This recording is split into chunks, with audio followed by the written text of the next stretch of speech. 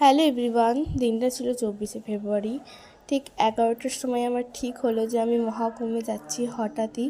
তো মা যেহেতু কাজে ছিল আর আমার কলেজে যেতেই হতো, যেহেতু ইম্পর্টেন্ট কিছু কাজ ছিল কলেজে, যেহেতু আমি 4 দিনের জন্য থাকবো না, তো আমাকে কলেজ যেতে হয়েছিলো।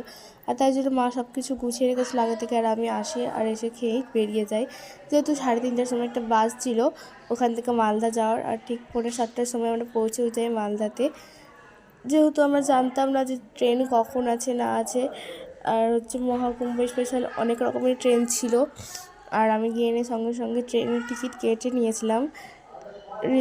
জেনারেলি কেটেছিলাম, আর যেহেতু রিজার্ভেশন তখন পাবো না,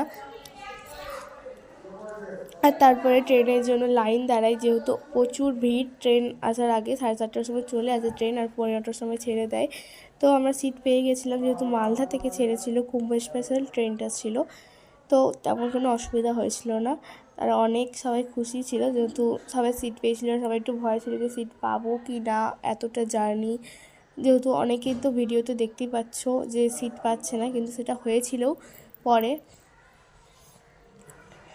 তারপর আমি আর আমার ভাই একটু ট্রেনটা ঘুরছিলাম, যেহেতু অনেকটা আধা ঘন্টার মতো লেট ছিল। ট্রেনটা 15টার সময় ছেড়েছিলো, আমরা 7:30টায় উঠে গেছিলাম। আর তার ঠিক কিছুক্ষণ পর 3:30টার সময় দেখো কত ভিড় হয়েছিল, পা ফেলা যাচ্ছিল না। পরে আমরা পরে যেতে পারছিলাম না কোথাও, সাইডে ওয়াশরুম বা কোথাও নিজের জায়গায় বসে থাকতে হচ্ছিলো।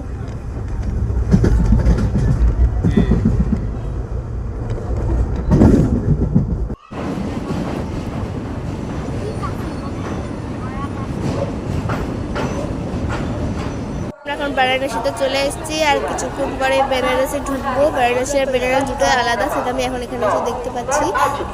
তো চলো, এরা এখন উঠবে কুম্ভতে যাওয়ার জন্য।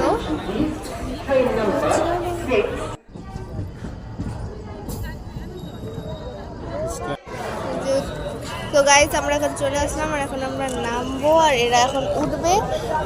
তো সবাই এখন উঠে তো তাড়াহুড়া করছে, আমরাও সবাই নামবো।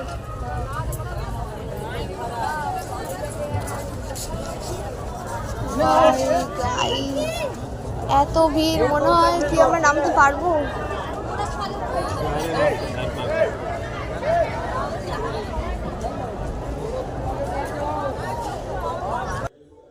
তো আমরা 25 তারিখ রাতে পৌঁছে যাই জোচি স্টেশনে। তো চলো, আজকের মতো মিনি ব্লগ এখানে শেষ করলাম।